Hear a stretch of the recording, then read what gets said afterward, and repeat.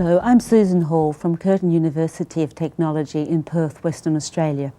I have with me today Professor Ortrun Zuber-Skerritt from the University of Southern Cross in Australia, and she's our visiting professor to help our academic staff at Curtin on the matter of qualitative research in the social sciences, and particularly looking at qualitative research in industry and collaborative research. Ortrun, it's a great pleasure to have you here at Curtin this week. Thank you for inviting me. Your sessions have been all most participative and well appreciated by our staff, particularly because Curtin has such an applied research focus, so that collaborative research and action research, which you've talked about, have great relevance to us. After today's session, Ortrun, one of the participants just asked me a very compelling question that I'd like you to add some more to, if you could. It was, as a postgraduate student, she said, I can sometimes feel I'm being railroaded by a supervisor. Or when I'm doing research in industry, I can feel the same thing happening by my management team or my sponsors, when they really want me to change my qualitative methodology to something that looks more positivistic. How could a student protect themselves against, or a researcher protect himself against that? Ortrun, do you think? Well, I think that a researcher, whether a postgraduate student or a researcher in general, should have the right and make explicit not only their methodology, but the basic assumptions behind the methodology. And that is most important. In research, very often people concentrate on techniques and methods and take a superficial approach and concentrate on practices and improving practices, when it is most important, first of all, to look at the values and worldviews which guide those practices.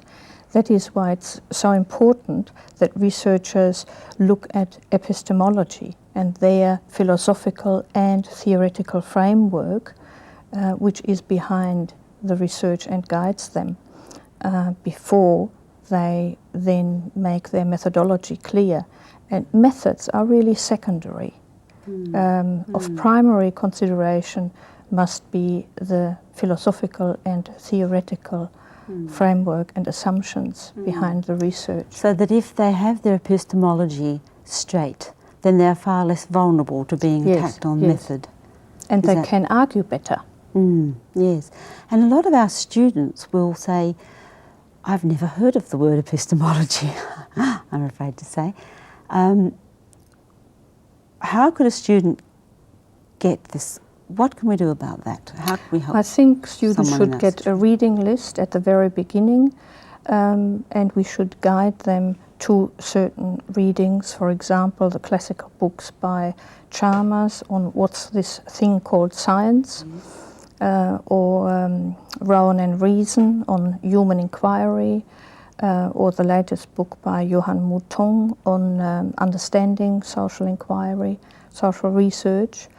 And give them a reading list and let them read first, and then they can make a decision which paradigm, research paradigm, they feel most comfortable with.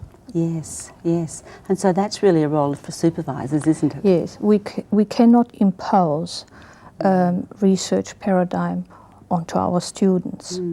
They have to naturally grow into it. Yes, yes. And I don't think that that's always the way that it happens, because I suppose as supervisors we tend to supervise from our own paradigm, our own epistemological framework, and we might perhaps be advised to stand back one and let the student go forth and explore first, and then make the decision as to who supervises. I suppose that can mean changing supervisors quite early in the piece. Yes, yes. And that is a better way of operating. It is better to change supervisors and, or first of all, to know who is who in the faculty and what approach do they take. But for students it is important to learn where they stand, what position they take, what theoretical position they are most comfortable with, and then select the supervisor. Yes. And each supervisor has to be clear about his or her theoretical framework. Yes. For example, I always make my theoretical framework of action research clear to my postgraduates so that they know where I come from. And I have this very simple diagram where I say that to me action research is not just a technique, but a philosophy, a methodology, and a theory of learning. And my philosophy is based on the three main pillars of action science or action theory, based on Leontief's work, critical theory based on the Frankfurt School of Critical Theory, and Kelly's personal construct theory. The methodology I use is mainly case study methodology, also in illuminative evaluation, phenomenology, and phenomenography. Techniques I use are repertoire grid technique based on the personal construct theory, nominal group technique, reflection, diary or journal, and a theory of learning, action learning, adult learning in general, and experiential learning. And you laid that all out to the student at the beginning. Yes, and then they are very interested in theories of learning, and I explain these to them. For example, when we talk about experiential learning, is opposed to traditional learning, where the teacher instructs the students as if the student had no prior knowledge. Yes. In experiential learning, we assume that adults can create knowledge on the basis of their concrete experience by observing and reflecting on that experience, by formulating abstract concepts and generalizations, and then testing the implications of these concepts in new situations which give us new concrete experience. And it is an ongoing, lifelong cycle of learning and of creating knowledge. Yes. And this looks like Kolb, does it? Yes, that is the Kolb learning cycle. What is it called? Learning cycle, is it? Yes. And it's also implicit in the cycles of action research, isn't it? Yes. And so this again you share with your student Yes. at the beginning. I think that's a good idea. And normally people who are interested in action research share these assumptions. Yes. And talking of action research and collaborative research, as we are today, for a university who has an applied research focus and a great interest in increasing research with industry, I was interested in what you were saying in today's presentation about combining an action research project with an industry-based research project, or even with a PhD thesis. Yes.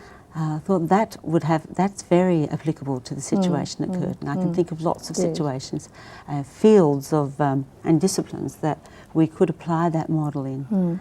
So can you tell us a bit more about that here? Yes, there we have to distinguish between the field work, which can be collaborative, and the students'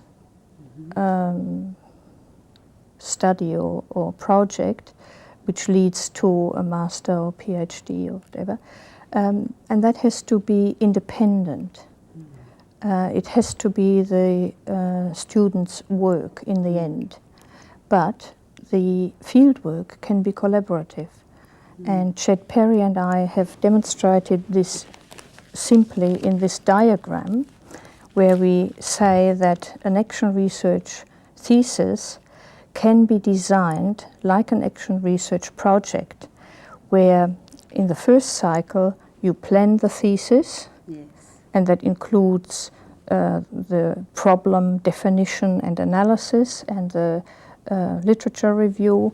Then you act, you do the field work collaboratively, you evaluate the results and the whole process of the field work as an independent scholar, and you draw your own conclusions from this field work when you write the first draft. Now, you might have, or you will have gone through the same cycle before, collaboratively with your co-researchers in industry, in an organization, where you also plan the project, you implement it, you act, you evaluate, observe it, and you reflect on the results. This will then lead probably to the necessity to revise the plan and to go into a second cycle of action research. And again, you implement this new revised plan, you observe and evaluate, monitor, reflect on the results, and so on. And you might go through several cycles of action research collaboratively in the organization.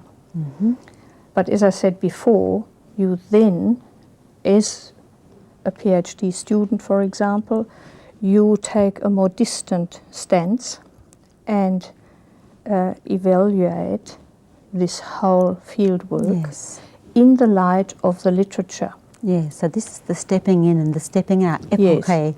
Yes. That lovely word epoche, isn't it? The researcher has to engage in. And then you go on after your first draft, you plan the final draft, you write the final draft and evaluate it by seeking comments, revising it, proofreading it, and so on. And you come to the final conclusion of the thesis, and you direct your readers or examiners to further research, because it is impossible to come to an end of the this is ongoing, and you will lead other researchers to the gaps which you were not able to fill completely. So really these, as a thesis or an independent research, these kinds of studies would be exploratory studies by nature, would they? Yes, you will never know the answer when you start. Yes. The research question or problem is always very complex. Yes. And very open. Very open, and you will be open all the time and take on board issues as they arise. Today, someone raised the matter of using that model within a DEAT-funded project such as our SPURT grants, which we currently have available. And have you got any further tips to give us about that prospect? Yes, we have used this in several projects, postgraduate projects. For example, Ron Passfield, my PhD student, has used this model, and many others have used this model for projects on organizational development and change. And they found that not only have they achieved their aim of changing the organization, but also it is a very good way of professional development, management development. The people involved in the collaborative research will be changed themselves, or a new word creation is to recreate the leaders as well as the organizations. Yes, yes. And so in applying for, using this model to make a grant application, what would you advise? Being as it's not a positivistic model, therefore it doesn't meet readily with the usual criteria for selection. You can point out that the fieldwork is research, but the main purpose is development. That is the consultancy part in the project. Yes, yes. And if you write an application for SPERT, you will probably have to write it in their language and follow their guidelines and point out that this leads to research. The end result is not only practical improvement and change in an organization, it also leads to rigorous systematic research. Yes, so in fact I suppose in traditional research terms we would call that phase which you've got labelled as core action research project, we might call that our fieldwork phase, our investigatory phase. Well, you do, don't you? You call it your fieldwork phase. Yes, that's it. It's simply the fieldwork. Collection of data. Yes. Yes, well, I think that's got some great prospects for us, and I hope we can And it can be adapted to suit particular needs. And leading towards a conclusion here, Ortrun, if I can do so on a slightly personal note, which I hope won't embarrass you, somebody at the session today and at an earlier session this week said of you something which I think has great relevance for us as teachers and as academics, and that was that they noted you as a very humble person, a humble scholar, humble and knowledgeable. What do you say about this humbleness? What does this mean to you? It means to realize that there is a whole ocean out of there of knowledge which we don't know. We can only grasp a little bit of knowledge. Reg Revens, the father of action learning, is a very humble man, and in one of the video recordings we did at the first Congress on action learning and action research, he said in this video that he worked with I think 10 Nobel Prize winners in one department in the University of Manchester, and one condition for working or for presenting something at a seminar was that they had to say what they didn't know. They shared their ignorance. So the Nobel Prize winners were asked to share their ignorance. That's right. They did not boast. They say researchers must have a sense of irony, don't they? So I think, yes, in research that applies too, that we can only attempt to take little steps further to advance knowledge, practical and theoretical knowledge. But there is a lot more out there, and to realize that makes you humble. Yes, indeed. I couldn't disagree. Ortrun, thank you very much for this session today, and It was a pleasure. I hope these thoughts of yours are going to be of use to those who watch. Thank you.